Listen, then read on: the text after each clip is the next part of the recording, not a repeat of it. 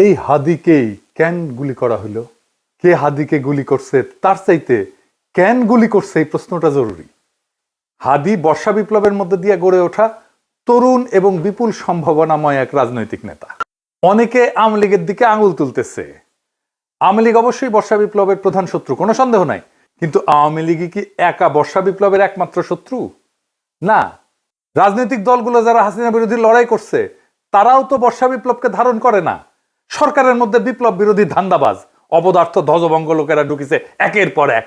Professor Yunus নিজের বউয়ের ডাক্তাররা ঢুকাইছে মন্ত্রী পরিষদে, বন্ধুর পোলারে ঢুকাইছে, তার গ্রামীণ ব্যাংকের লেসপেন্সার সব ঢুকাইছে, পলিটিক্যাল পার্টিগুলো তাদের নিজেদের লোকদেরকে ঢুকাইছে, এবং বেশিরভাগই অপদার্থ।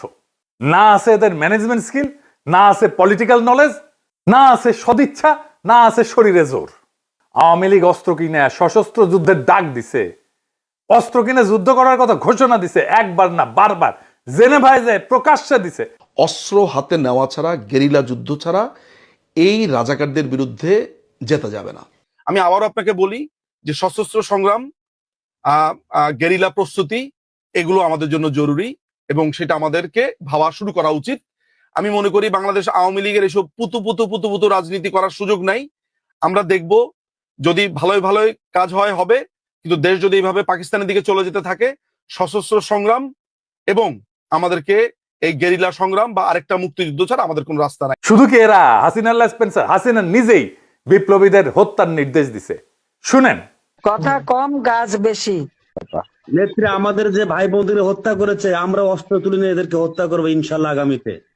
মুখে কথা একটু কম বলে তো, যারা কথা বেশি বলে তারা কিছু করতে পারে না। কথা কম গাছ বেশি, ঠিক আছে? মুখ দিয়ে বলতে যেও না, আগে করে দেখো। ঠিক আছে, খোদা হাফেজ। শুনেছেন? তারপরে তো এই ঘটনা। একটা রাষ্ট্রের বিরুদ্ধে সশস্ত্র সংগ্রাম বা প্রকাশ্য খুনের নির্দেশ দেওয়ার বিরুদ্ধে কিছু করছে প্রফেসর ইউনূসের সরকার? কিছুই করে নাই, কিচ্ছু করে নাই। আর ওদের সাহস আকাশে চড়ছে। হাসিনাকে ভারত ফেরত না পাঠাতে চাইলে নাকি আমাদের কিছুই করার নাই, এই বলে তৌহিদানন্দ প্রভু উপদেষ্টা মন্ডলীতে। এতটাই অপদার্থ, করার কিছু নাই তো তুই উপদেষ্টা আসুস কেন? 111-এর আমলা ওরে বানাই দিছে মন্ত্রী, এরা গালাইলে ওর গায়ে মাখে না। এতটাই নির্লজ্জ, এতটাই ক্ষমতা লোভী। এদের দিয়া প্রফেসর ইউনূস ফ্যাসিবাদের আগমন ঠেকাবে। হ্যাঁ, কি আর কমো বালটা ঠেকাইতে পারবে।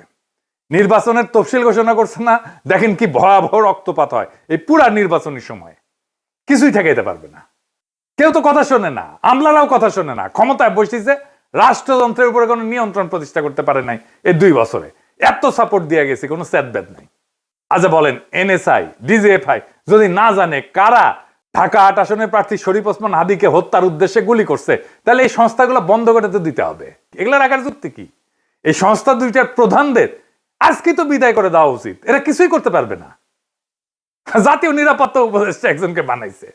হ্যাঁ, অনেকে বলে আপনার গুরুজন, ওনারা নিয়ে ভিডিও টিডিও বানাইছেন। ওনারে আবার তা আমি কি করব? যে যায় লঙ্কায় সেই তো হয় রাবণ। সে ক্ষমতা উপভোগ করিচ্ছে আর বিএনপির সাথে ঘুটু করিচ্ছে যেন বিএনপি তাকে পররাষ্ট্রমন্ত্রী বানায়। হাদিকে খুন করার এই ভয়ঙ্কর অপারেশনে যারা যুক্ত ছিল তাদেরকে গ্রেপ্তার করে বিচারের আওতায় না আনতে পারলে প্রফেসর ইউনূস সরকার 12 ফেব্রুয়ারি জাতীয় নির্বাচন সম্পন্ন করতে পারবে না, লিখে রাখতে পারবে। বর্ষা বিপ্লবকে কোনোভাবে মেনে নিতে পারেনি কায়েমি গোষ্ঠী। আর এক দল আছে বর্ষা বিপ্লবকে বিপ্লব বলে স্বীকারই করতে চায় না, বলে এটা অভ্যুত্থান। এটা অভ্যুত্থান নাকি বিপ্লব খুব নির্দোষ বিতর্ক বইলা মনে হয় না, কিন্তু এখানে লুকায় আছে হাদির গুলি খাওয়ার নিশানা। আসেন সেটা বুঝে দেখি। এক শ্রেণীর জাউরা আছে, দেখবেন বলবে আইসে আমি সহ কয়েকজন নাকি দেশটারে অস্থির করে রাখছি। বিপ্লবের পরে কোনো দেশ সুস্থির হয় না, কখনো হয় না। বিপ্লবের ইতিহাসে এটা নাই। সুস্থির করার জন্যই বিপ্লবী সরকার লাগে। অভ্যুত্থান আর বিপ্লব এক জিনিস না। আমি যদি বাঘরে বিলাই ভেবে ম্যানেজ করি তাহলে বাঘ বাঁচবে নাকি বিলাইয়ের সার্ভিস আদর পাবো আমি? কোনোটাই তো হবে না। এই বিপ্লব না অভ্যুত্থান, এই জিনিসটা বুঝার ভুলের এই খেসারত জাতিকে দশকের পর দশক দিতে হবে। আমি বলে দিলাম, আমি পরিষ্কার করে বুঝাই বলি কেন অভ্যুত্থানের পরে দেশ দ্রুত স্বাভাবিক হয় আর কেন বিপ্লবের পরে দেশ দীর্ঘদিন অস্থির থাকে এবং কেন বিপ্লবের সঙ্গেই প্রতি বিপ্লব জন্ম নেয় কিন্তু অভ্যুত্থানের পরে প্রতি বিপ্লব জন্ম নেয় না। আসেন সেই জিনিসটা বুঝে দেখি। অভ্যুত্থান মানে কি? অভ্যুত্থান মানে ক্ষমতার হস্তান্তর, রাষ্ট্রের রূপান্তর না। ক্ষমতা এক হাত থেকে আর এক হাতে যাবে, রাষ্ট্র বদলাবে না। অভ্যুত্থানে বদলায় কে শাসন করবে, কিন্তু বদলায় না রাষ্ট্রের কাঠামো, আইন, আদালত, ব্যুরোক্রেসি, সেনাবাহিনী, তার কর ব্যবস্থা, আন্তর্জাতিক চুক্তি। এই জন্যই আমরা ভারতের সাথে হাসিনার কর চুক্তি বাতিল করতে পারি নাই। এই কারণে অভ্যুত্থানের পরদিন ব্যাংক খুলে যায়, অফিস চলে, পাসপোর্ট ইস্যু হয়, কোর্ট বসে, বিদ্যুৎ আসে, রাষ্ট্র কাজ করে। কারণ রাষ্ট্র তখনও জীবিত থাকে, শুধু চালক বদলায়। আর 2024-এ বর্ষা বিপ্লবে কি হয়েছে এটা চিন্তা করে দেখেন। থানা ফাঁকা হয়ে গেছে, পুলিশ নাই, পালায় গেছে। আদালত ফাঁকা হয়ে গেছে, বিচারপতিরা পালায় গেছে, প্রধান বিচারপতি সহ। হয় নাই? বিপ্লব মানে কি? বিপ্লব মানে শুধু শাসক বদল না। বিপ্লব মানে কে শাসন করবে, কেন শাসন করবে, কিভাবে শাসন করবে, কোন আইনে, কোন নৈতিকতায়, সব প্রশ্ন নতুন করে তোলে, নতুন করে ফয়সালা হয়। হান্না আরেন্ট বলছিলেন যে ইংরেজিতে লিখেছে, ইংরেজি যেহেতু লিখেছে ঠিকই লিখেছে, তাই না? আমি বাংলা কইরা বলি, বিপ্লব মানে নতুন কর্তৃত্ব তৈরি করা, নতুন কর্তৃত্বকে প্রতিষ্ঠা করা। বিপ্লব মানে পুরনো বৈধতা ধ্বংস, নতুন বৈধতাকে আনা। নতুন বৈধতা আনতে হয় বিপ্লবী সরকার দিয়া। সে বিপ্লবী সরকার যদি আপনি না করেন, আপনার বৈধতা, আপনার কন্ট্রোল, আপনার নিয়ন্ত্রণ, আপনার অথরিটি দাঁড়ায় না। প্রফেসর ইউনূসের অথরিটি দাঁড়ায়নি, এই জন্যই দাঁড়ায়নি। কেন হয় প্রতি বিপ্লব হয় বিপ্লবের পরে? কারণ বিপ্লব কাউকে না কাউকে বলে তোমার দর্শন ভুল, তোমার আদর্শ ভুল, তোমার বিশ্বাস ভুল, তোমার সম্পত্তি অবৈধ, তুমি দেশের শত্রু, তুমি জনগণের শত্রু। তাই যখন কেউ সব হারায় তখন সে লড়াই করে। অভ্যুত্থানে কেউ সব হারায় না, বিপ্লবে অনেকে সব হারায়। বিপ্লবে আওয়ামী লীগের সব হারানোর কথা ছিল, ভারতের সব হারানোর কথা ছিল, হারায় নাই, সব রক্ষা করা হয়েছে। তাই প্রতি বিপ্লব জন্মায় বিপ্লবের গর্ভেই। বিপ্লবী সরকারের দরকার পড়ে প্রতি বিপ্লব থেকে বিপ্লবকে রক্ষা করার জন্য।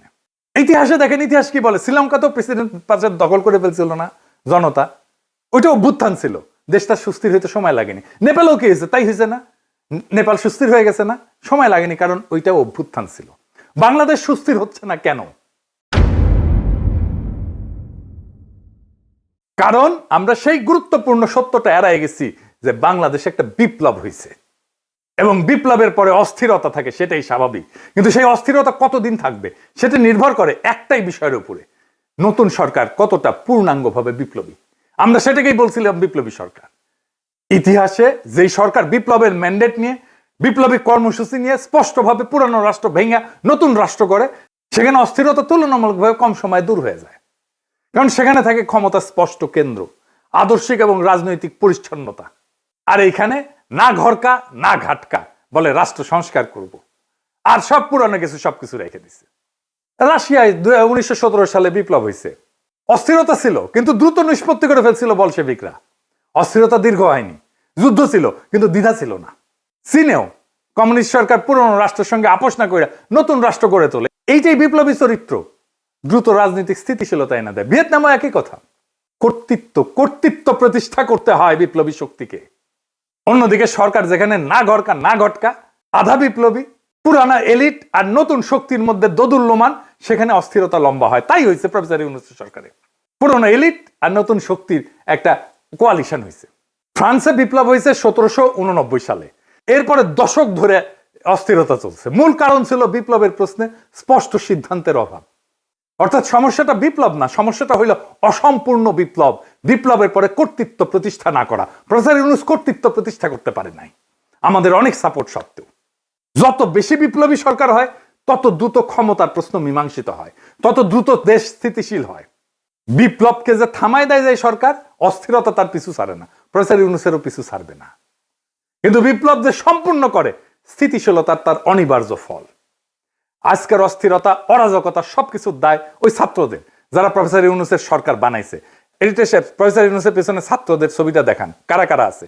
এই সব কয়টার দায়িত্ব এটা, এরাই প্রফেসর ইউনূসের সরকার বানাইছে। এই দায় নিতে হবে, ছাত্রদেরকে নিতে হবে, ওয়াকারকে নিতে হবে, রাজনৈতিক দলকে নিতে হবে, আসিফ নজরুলকে নিতে হবে, যারা এই সরকার গঠন করছে, সবার এটা দায়। এখন শেষ প্রশ্ন, কেন হাদি গুলি খায়, অন্য কেউ না? এর কারণ হাদি শুধু জুলাই বিপ্লবী না, হাদি একজন আপাদ মস্তক ভারতীয় আগ্রাসন বিরোধী। ভারতীয় আগ্রাসন বিরোধী হয়ে বাংলাদেশে বাইসা থাকাটা মুশকিল। প্রেসিডেন্ট হইলেও বাইসা থাকা যায় না। জিয়ারে মরতে হয়েছে না, ইলিয়াস আলীকে মরতে হয়েছে না, সালাউদ্দিন কাদের চৌধুরীকে মরতে হয়েছে না, জামাত নেতাদেরকে মরতে হয়েছে না, আবরারকে মরতে হয়েছে না, হাদিকে নিয়ে কম কুৎসা রটনা করা হয়েছে।